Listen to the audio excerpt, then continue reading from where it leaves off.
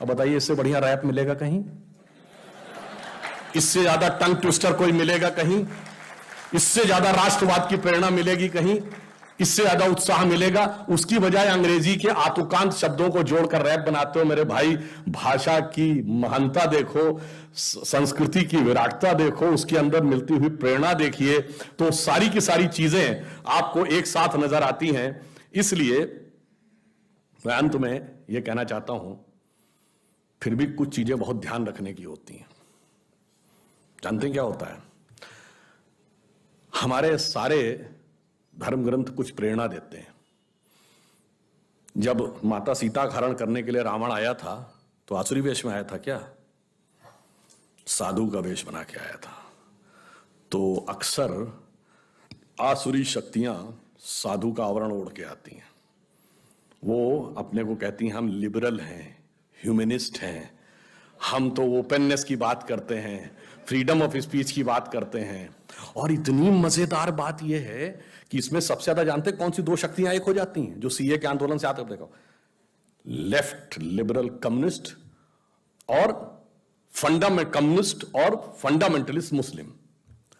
और मजे की बात यह है कि आप दुनिया में एक कम्युनिस्ट देश बताइए जहां तोप लगा के मस्जिदें ना उड़ाई गई, चाहे रशिया हो या चाइना। और एक मुस्लिम देश बता दीजिए जहां कम्युनिस्ट पार्टी प्रतिबंधित ना हो। अच्छा चलिए, एक कम्युनिस्ट देश बताइए जहां फ्रीडम ऑफ स्पीच हो, और एक मुस्लिम देश बताइए जहां फ्रीडम ऑफ स्पीच हो। तो गजब है साहब। पूरी दुनिया में जो एंटीथीसिस है फ्रीडम ऑफ स्पीच और लिबरलिज्म के, और इतना ही नहीं, एक दूसरे से ऐसे दुश्मनी है, मतलब उसको शब्दशः न लिया जाए, मैं प्रतीक में कह रहा हूं, सांप नेवले की लड़ाई है। वो यहां पे आके एक होके हमको लेफ्ट लिबरल होने का ज्ञान देते हैं। इसे ही कहते हैं कि कैसे आवरण में धर कर आता है और आपसे कहता है मर्यादा की सीमा के बाहर आ जाओ लक्ष्मण रेखा के, और गलती से कोई चला जाए तो बस फिर क्या गति होती है? तो रावण के चंगुल में जाना पड़ता है। इसीलिए, और वो चीज क्या है? अब एक और बात समझिए, एक दूसरे प्रकार का भी रावण आ रहा है जिसे समझना चाहिए। थोड़ा सा विषय लेके बताना चाहता हूं। ये रावण के 10 ही सिर क्यों थे? 8 या 12 क्यों नहीं? 20 या 25 क्यों नहीं? और एक सर कटता था, दूसरा क्यों उगाता था? और अगर 10 ही सिर थे तो उसका नाम दशानन क्यों था? 10 मुख वाला क्यों था? 10 शीश, 10 ग्रीव, 10 कंधर, 10 उदर क्यों नहीं था? एक्चुअली में रावण के 10 सिर 10 इंद्रियों के प्रतीक हैं, और दशानन इसलिए कि 10 इंद्रियों की खुली हुई बहिर्मुखी पिपासा, the extrovert tendency of all the 10 senses. एक सर कटेगा, दूसरा उगाएगा। इसका अर्थ क्या हुआ कि एक किसी इंद्रिय की इच्छा पूरी करो, immediately it will replace by other, even God can not stop it. इसलिए यानी क्या है? वही जो आजकल कंज्यूमरिज्म, मार्केटिज्म बच्चों को पढ़ा रहा, दिल मांगे मोर और चाहिए, हर गाड़ी भी चाहिए, ये भी चाहिए, तो 3 प्रकार की ड्रेसेस चाहिए, 6 प्रकार की स्ट्रिप्स चाहिए, जूते अलग प्रकार के चाहिए, फिर ये भी खाने में चाहिए, 56 प्रकार की आइसक्रीम चाहिए, वगैरह वगैरह। और वो 10 इंद्रियों, और उसको कभी समाप्त नहीं हुआ। एक सर कटेगा, दूसरा उगाएगा। जिस दिन आपके पास कार आएगी, आपको बड़ी कार की चाह हो जाएगी, फिर मर्सिडीज, फिर BMW, फिर प्राइवेट जेट, और प्राइवेट जेट में भी सुपरसोनिक जेट, और फिर पता नहीं क्या क्या होता रहेगा, उसका कोई अंत नहीं रहेगा। तो आखिर में उसको समाप्त कौन करेगा? धर्म की स्थापना कैसे होगी? राम समाप्त करेंगे। राम शब्द का अर्थ है रमन्ते इति रामा। रम शब्द का अर्थ होता है रमना, किसी में सेटल होना, रमणीक स्थान, रमता जोगी। रमन्ते इति रामा वह तत्व जिसमें सारा संसार सेटल्ड है, the element in which the entire universe is beheld. वो एब्सोल्यूट एलिमेंट है राम। और राम के पिता कौन है? दशरथ। जब 10 इंद्रियों को रथ लेंगे तो हृदय में वो एलिमेंट पैदा होगा जो 10 इंद्रियों की बहिर्मुखी पिपासा को नष्ट करेगा।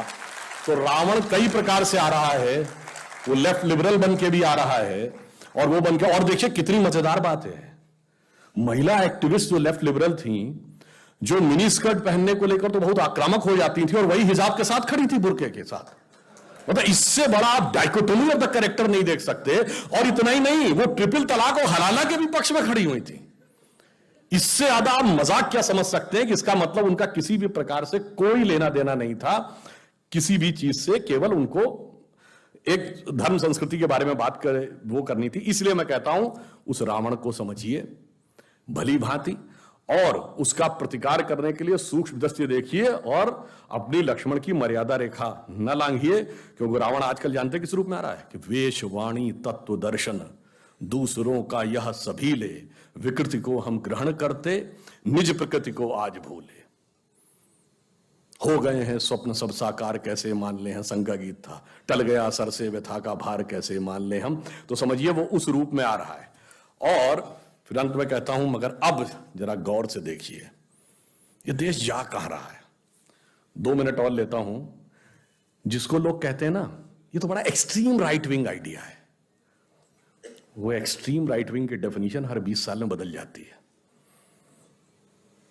और वो राइट विंग अब सेंट्रिस्ट आइडिया हो जाता है। उसकी शुरुआत यहीं से हुई थी। 1905 में जब लोकमान्य तिलक ने पूर्ण स्वराज की बात कही थी तो उनको क्या कहा गया था? Right wing fundamentalist. ये क्या बात कर रहे हैं? अरे भाई वायसराय की एग्जीक्यूटिव काउंसिल में कंसेशंस की बात थी, पूर्ण स्वराज की बात कहां से ले आए? ये तो एक्सट्रीम राइट विंग आइडिया है।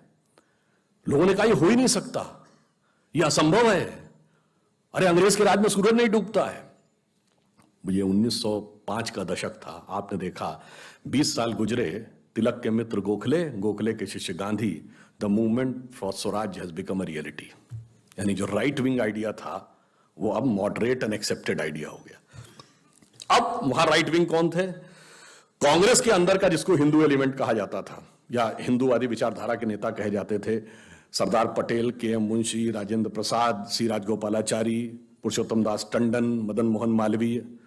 और 20 साल गुजरे, 47 स्वतंत्रता के बाद ये सब सरकार के हिस्से हो गए। अब ये एक्सेप्टेबल हो गया राइट विंग। अब राइट विंग का प्रतीक कौन था?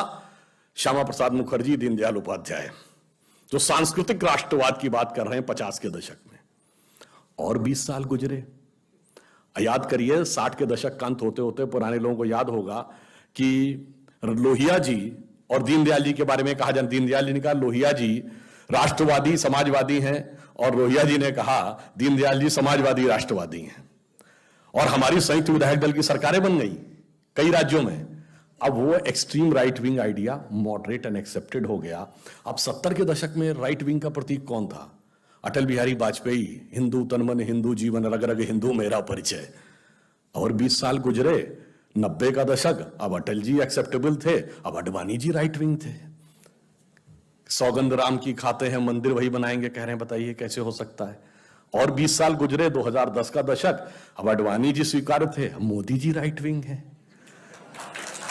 मगर आप 125 साल में देखिए वो उत्तरोत्तर the direction of Indian politics is going in right direction. इसलिए आप यह विश्वास रखिए कि नियति ने तय कर रखा है कि अगले 20 साल बाद क्या होने जा रहा है। इसमें कोई संशय मत रखिएगा। जिन्होंने इस देश की सबसे पुरानी पार्टी, जिसपे मैं मजाक में कहना चाहूंगा, जो ग्रैंड ओल्ड पार्टी कहती थी, घर में जो चीजें बहुत पुराने हो जाते हैं तो कहते हैं भाई ये पुराने हो गए कपड़े, पुराने, फिर कहते हैं बहुत पुराने हो गए, फिर अगली स्टेज होती पुराने धुराने हो गए, फिर होता है कि फटे पुराने हो गए। तो वो उत्तरोत्तर उस स्थिति में जा रहे हैं। और left is left from all over the world accept north Korea and Cuba. China तो नाम का लेफ्टिस्ट है, वो तो कैपिटलिस्ट से भी ज्यादा बड़ा कैपिटलिस्ट है। तो इन 2 जगहों के अलावा अभी वो और 2 जगहों पे बचे हुए हैं, एक है केरल और एक है Indian intellectual establishment and media. क्योंकि लास्ट में जिसे कहते हैं रस्सी जल गई पर बल नहीं गया, आज एक भी सांसद नहीं है, पर एस्टेब्लिशमेंट पे आज ऐसा कब्जा है कि जो कश्मीर फाइल्स में वो डायलॉग था ना, उसको गंभीरता समझने की बात है। सरकार भले ही उनकी हो, सिस्टम हमारा है। तो वो अभी ऐसी ऐसी जगहों पे हैं कि यूपी में बुलडोजर चला था ना, बुलडोजर से काम नहीं चलेगा, वैक्यूम क्लीनर लाना पड़ेगा, ये देखना पड़ेगा कि कहां कहां पे हैं। तो वो सारी चीजें अपनी जगह समाप्त हो रही हैं। अभी बंगाल में कहा गया भाजपा हार गई। अरे क्या बात आप कर रहे हैं? Just 10 years back in 2011, other than China, the biggest population under left rule was West Bengal. वहां से लेफ्ट साफ, नहीं लाल भी साफ, हरा भी साफ। अब बंगाल में इस बात तो हो रहा है कि हम गहरे भगवे नहीं, हम हल्के भगवे हैं, चंडी पाठ करके दिखा रही ममता। उसके बाद आप कह रहे हैं भाजपा हार गई। साहब इतना बड़ा वैचारिक परिवर्तन आया। और कम्युनिस्टों का कितना बड़ा पतन आया, जो कहते थे धर्म एक अफीम है, वो फुरफुरा शरीफ के गद्दी नची पीरजादा अब्बास सिद्दीकी के सजदे में गठबंधन कर लिया बंगाल में धर्मगुरु के साथ, जो कहते थे धर्म एक अफीम है, जो वंशवाद के खिलाफ थे। केरल के मुख्यमंत्री ने अपने दामाद को टिकट देके मंत्री बना लिया, मोहम्मद रियाज को, पिनारी विजयन ने। तो उनके सारे विचार समाप्त हो गए। अब आश्वस्त रहिए। देखिए, प्रकृति की नियति एकदम साफ है। मोदी जी के नेतृत्व में हम जिस दिशा में आगे बढ़ रहे हैं, ये सिर्फ मोदी जी नहीं है, ये मोदी जी नियति के बड़े परिवर्तन का एक माध्यम है। कैसे? 1901 में 1 जनवरी 1901 को इस देश में किसकी सरकार थी?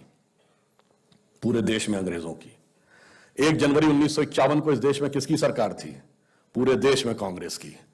1 जनवरी 2001 को जब 21वीं सदी के पहले सूरज की पहली किरण इस धरती पे गिरी, तो किसकी सरकार थी? केंद्र में अटल जी के नेतृत्व में भारतीय जनता पार्टी की, और अगले दशक में मोदी जी के नेतृत्व में स्पष्ट बहुमत की। मतलब बहुत साफ है कि 19वीं सदी अंग्रेज की थी, 20वीं सदी कांग्रेस की थी, और 21वीं सदी भारतीय जनता पार्टी की।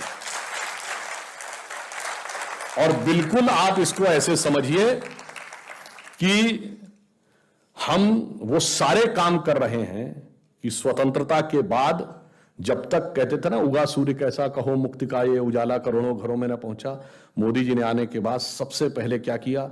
बिगेस्ट फाइनेंशियल इंक्लूजन, 42 करोड़ लोगों को जोड़ा। फिर क्या किया? Biggest food grain distribution, biggest vaccination, biggest health care program. Ujjwala Yojana में चाहे गरीब महिलाओं को गैस देना हो, शौचालय देना हो, घर देना हो, पहले समाज के सबसे कमजोर तबके को सशक्त किया, फिर इस देश को सशक्त किया। डिफेंस प्रोडक्शन में पहली बार यह देश आत्मनिर्भर हो रहा है। और मजे की बात यह कि मैं तो उत्तर प्रदेश से आता हूं, 2 डिफेंस कॉरिडोर हैं तमिलनाडु में और यूपी में। अब ब्रह्मोस मिसाइल, पहली बार intermediate range missile Bharat export करेगा। फिलीपींस पहला देश बना जिसने भारत को ऑर्डर बुक किया है। उसका एक हिस्सा लखनऊ के डिफेंस कॉरिडोर में ही बनेगा। बताइए, यूपी में उससे पहले कट्टे बना करते थे, अब जो है ब्रह्मोस मिसाइल बनेगी। इतना बड़ा परिवर्तन आपको आता हुआ दिखाई पड़ रहा है। ये हमने चाहे जमीन से परिवर्तन हो और चाहे सोच में परिवर्तन हो, कि काशी विश्वनाथ भी उठते हुए दिख रहे हैं, राम मंदिर की पताका भी दिख रही है, और फिर चाहे केदारनाथ में शंकराचार्य जी की मूर्ति हो, या तेलंगाना में रामानुजाचार्य जी की मूर्ति हो, या गुजरात में हनुमान जी की मूर्ति हो। और बदलाव देखिए कितना बड़ा आ रहा है कि मैंने कहा ना कि ममता जी चंडी पाठ कर रही हैं, प्रियंका जी देवी स्तुति कर रही हैं,